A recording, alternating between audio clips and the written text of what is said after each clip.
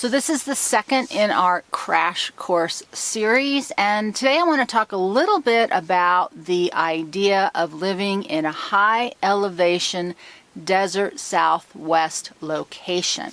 And I know that's pretty specific, but there are a lot of people moving into the desert southwest, and I am most familiar with central New Mexico, and now I'm on the eastern side of Arizona in the mountains. And just for context, my name is Jill. I'm from California, so I've lived on the coast. I've lived in Phoenix in the desert flatlands, and now I've lived in Texas, New Mexico, and Arizona in middle and high desert altitudes. And so I also lived in the mountains in California. So I've had quite a bit of experience living in different climates in different places, different elevations. So this is just going to be a quick, which will really be a long video because you know how I go. And there was so much to cover that I'm just going to do a few things in this video. If there's interest, I will follow it up with a lot more detail. So my name is Jill. I think I've already said that. We're talking about living high, not that kind, in the hot, dry, arid, occasionally humid and storming desert environment. Deep breath. See you on the other side.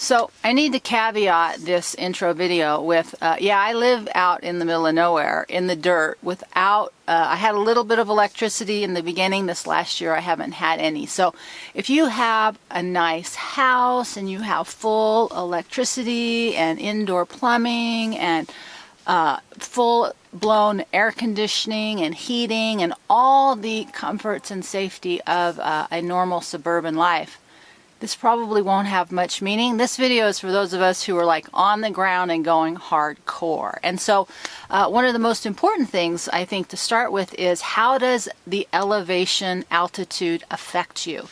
Bottom line, it affects everybody differently.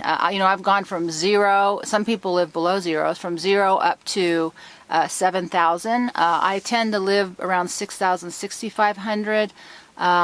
And a little bit lower in the wintertime. Sometimes I would go lower.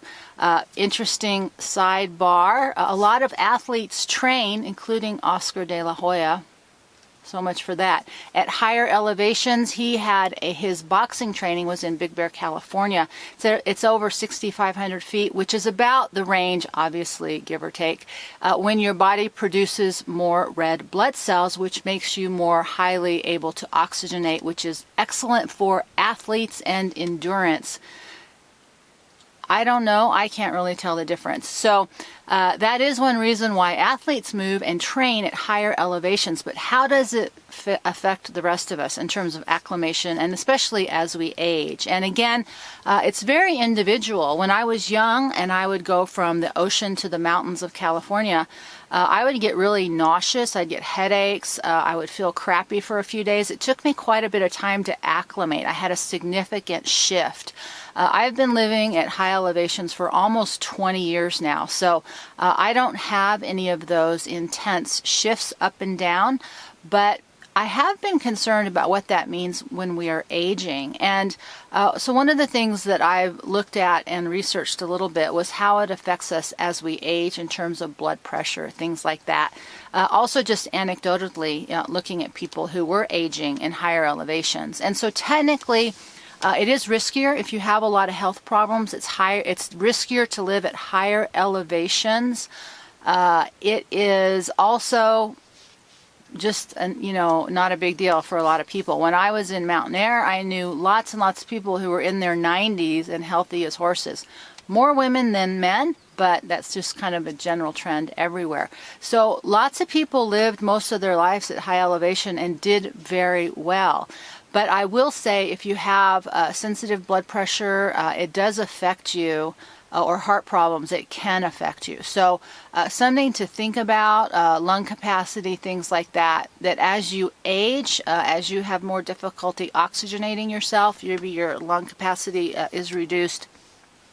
It might create more problems. The bigger issue with a high elevation lifestyle is that the higher you go, the further away from big cities you are, unless you're in Denver, which means there's less access to health care, which means if you are having chronic disease or you want to get to the medical facility in an emergency quickly, that's probably not going to happen. One of the trends that is occurring that you can check in your area is air flight. Helicopter companies are contracting with individual citizens or groups for a monthly fee that they will come in and fly you out to the healthcare facility if you do become ill. So there's starting to be more workarounds around that, but the other thing is if you live out in the middle of nowhere, good luck with anybody actually finding where you are. Although GPS is changing that. There's cows yelling in the background. Some things never change. So I would say from a healthcare perspective and aging into higher elevation, most people won't be affected. But it is something to consider if you do have big chronic or severe health problems.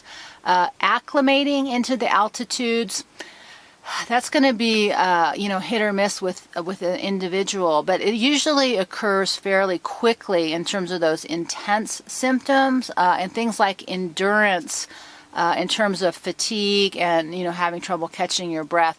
Again, that's going to be really individual, but I will say, I don't notice any difference at all when I go higher or lower at this point. So once you acclimate, you hold on to that pretty well. So that's the altitude issue, but I think the more severe issue for health and aging into the high altitude elevation desert climate, especially with access to healthcare, is the temperature extremes and also the harsh conditions. Now, I made one of the decisions I made was to not get air conditioning, which stresses everybody out, because normally it's just really intensely hot in the summer for a few weeks and then it kind of moderates a little bit. In most of the Southwest, we have what's called monsoon season. So the end of June is usually the hottest 3 weeks, the last half of June and the first half of July. That period is usually super intensely hot. It's a dry heat. Temperatures are in the hundreds. It sucks, but it passes when the monsoon season comes and there's more moisture in the air. And then each afternoon, clouds gather, and even if it doesn't rain, there's usually some level of break in the heat. But in this year, 2021, it has been just one freaking long nightmare hot fest. So it's been very unique this year. We did not get that break. In fact, it's in September and we're still hitting the 90s, which is very, very rare. So that may be part of the new climate changing, with all the sun and all the other things that are going. But what I wanted to say about air conditioning is actually there's some really interesting studies about how having air conditioning and being in controlled environments with the air quality is actually contributes to more health problems. I read quite a few interesting anecdotal experiences that when people got rid of their air conditioning, they lost weight, their insulin resistance decreased, their diabetes improved. So it's it's an interesting thing. You don't find a lot of medical literature on that, but there is quite a bit of contrast, when you decide to be 24/7 in the air conditioning, locked up in your house, versus when you're living without that kind of safety net. And that drastically impacts your quality of life and your capacity to get things done, which if you look at cultures around the world, they siesta. They took the afternoons off. You get up early or you stay up late or you do both.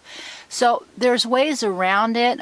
The number one thing, and this is not a desert thing, but it's so much more, I think, pronounced or, an issue, is that when you move into more of a remote area, whether it's mountains, desert, anything, you move away from civilization, you move away from being plugged in, that you are at the mercy of the elements.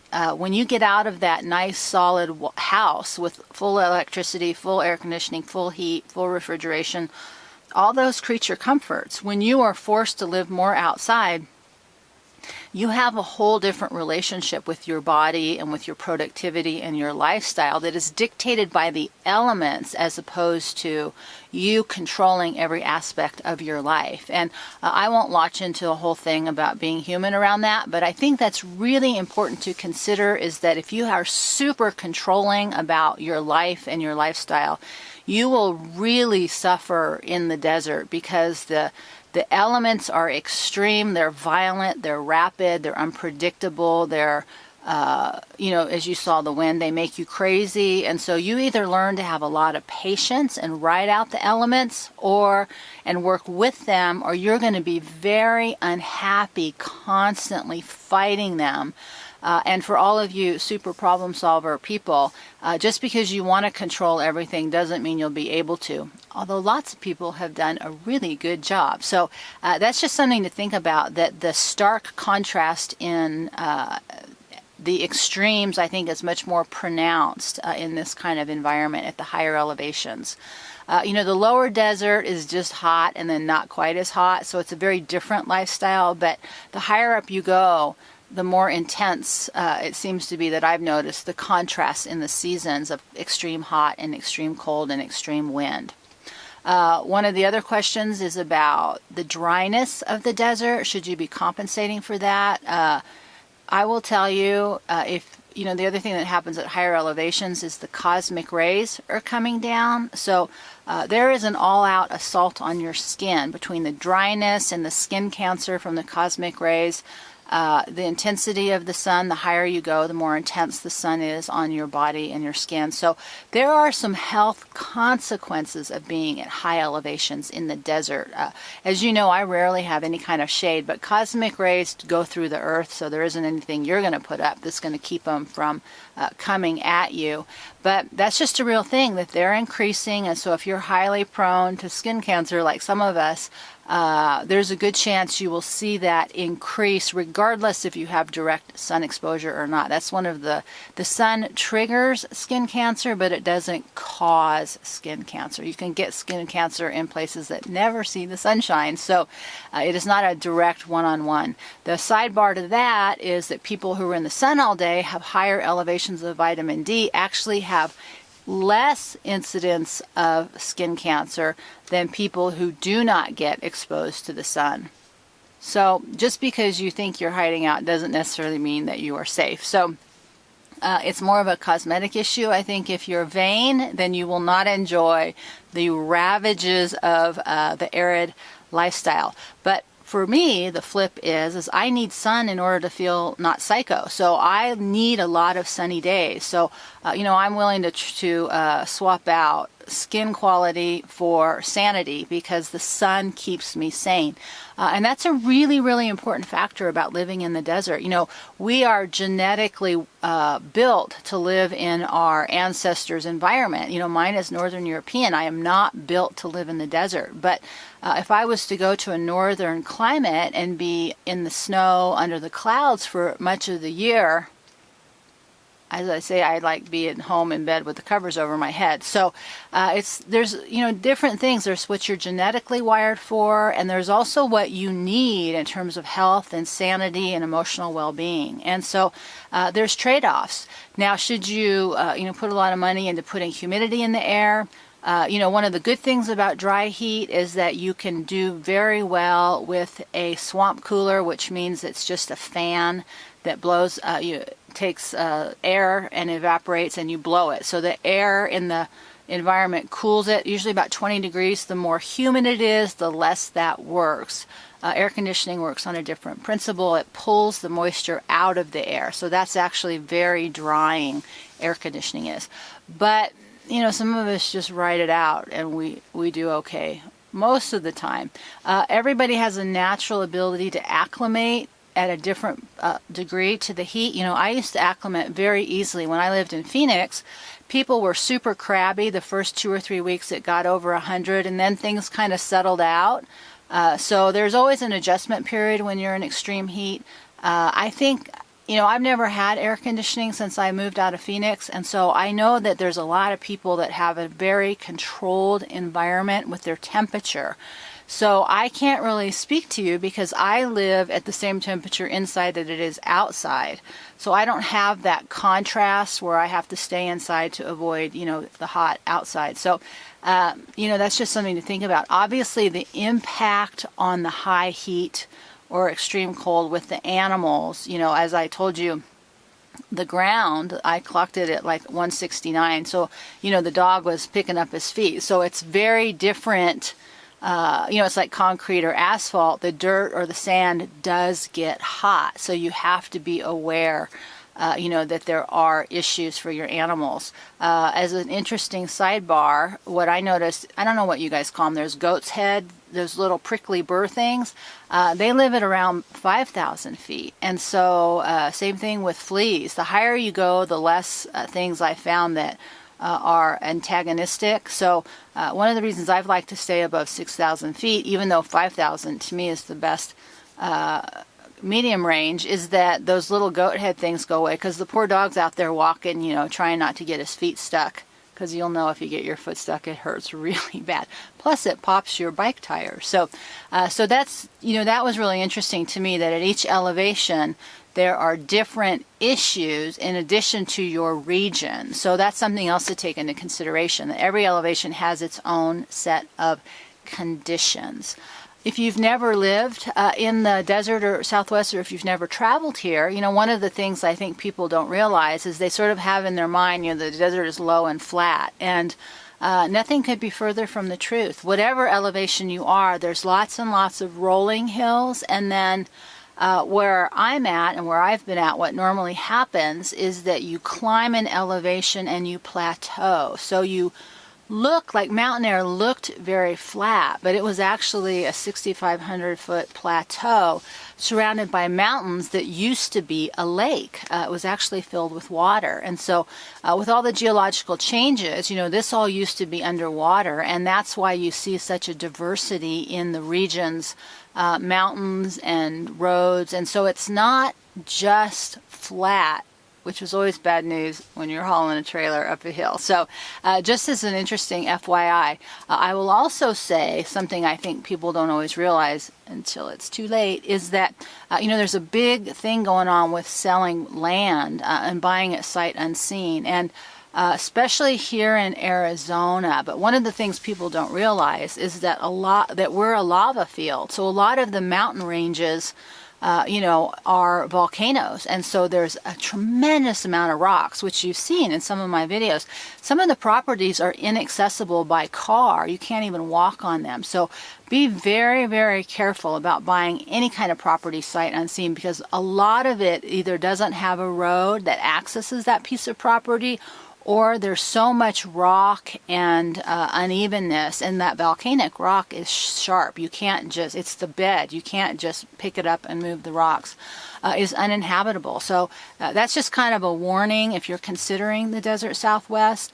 I will tell you that there's been a huge influx of people moving. I went and looked at some area the other day that I had scoped out to move to possibly last winter, and I could not believe how many new trailers were hauled out and parked. So one of the things that you will see, because much of the desert, the more remote and stark the land is, the cheaper it is the more likely you are to have trailer type people living on those properties, which is different than some of the communities. What I noticed in terms of the types of people that live out in these kinds of conditions is it's kind of a mix of people who were born here, their ancestors are here. People like me who want to be away from everybody but don't have money, so we live very simply and off-grid, or very simply. The retirement communities buy land, and most all the retirement people buy the houses. So there's a huge influx of older people that are moving into these desert communities. I don't really think that's a good plan, because you don't really, like I said, you don't have access to resources, and it's a harsh life, but hey, to each his own. It is also home of, criminals, and a lot of the drug trafficking, comes up from Mexico into all the smaller highways and roads. Every small town has its own meth problem and drug problem, and because the local police can't usually deal with it, your sheriff's department is very important if there's going to be any kind of active pursuit of the drug and the crime trade. One of the things that I found in Mountain Air is that everybody knew each other, so everybody knew who was doing what, and the police would not usually get involved. It was up to the sheriffs to come in. And retribution was a big issue. A lot of the traditional families and people who've been here for generations, they, used to duke things out in their own way, and some of that old-timey justice carries forth. So it is rough and tumble, in some of the places. And because it's so remote, it's very common to have people who are using drugs squatting in unoccupied housing. Where I was in Mountain Air, I had a friend who lived 12 miles off the main highway, and every single house that was around her that was unoccupied had drug squatters in there at some point in time. So I'm not saying that will happen to you, but I'm saying that especially as housing starts to go away and more people become homeless, if you are not physically in your home on your property, it's something to pay attention to, because it was highly prevalent and not with the best and the brightest. Now, one of the biggest contrasting things I've seen from New Mexico to Arizona, and I was just talking about this the other day, is that on this eastern side of Arizona, there are like no real small towns. They're just little tiny communities that are stretched out by a few random buildings. I don't have any of that Main Street community feeling in Arizona that I really loved about New Mexico. So New Mexico has lots of little towns with main streets where people know each other. In eastern Arizona out here, I haven't found that at all. Some of the, when you get up to several thousand people, that's a little bit more organized. But that's been like a huge disappointment. So if you like that community aspect, then you won't like, the eastern Arizona side, because there's almost no community. There's not a lot of talking going on between people. It feels much more on your own kind of personalities, with exceptions. I'm not saying it's just that. But I will say, it's in stark contrast to what I experienced in New Mexico. And I actually prefer that community. So if that's something that's important to you, the flip side is a lot of those communities are highly embedded with the high school, cliques and, that kind of thing. But, nowhere is perfect. And the last thing I will leave you with, and I'll probably make a separate video on this, is the issue of water. That is the lifeblood and the death blow to living in the desert. If you look at a map, the whole western United States is, most of it's under some form of drought condition. So if you plan on moving into the high desert, you will have access to water in some areas, but the cost of drilling a well is very, very expensive. It runs about, I've seen, 100 feet is $10,000. So most wells are anywhere from 300 to 800. I've seen even 1,100 feet down. And so they're running dry, which requires you to keep going deeper. There's high competition for the water in the aquifers. So it's something to really consider. Because of the low rainfall, you have to have an excellently set up rain catchment system, but it is possible. So that's the big issue is the water about the desert. It's probably the one thing that will make you or break you is your access to water. And because of so many people moving in and some of those people using water for farming and things like that, farming takes up way more water, in my opinion, than the ranching does. Because what I've noticed when I was in Texas and Arizona, and New Mexico and here, is that once someone that's a high user plugs into whatever aquifer you may have your well dug into, it can just go dry overnight. They just pull all the water out because there's no way to regulate that, and nobody really knows exactly.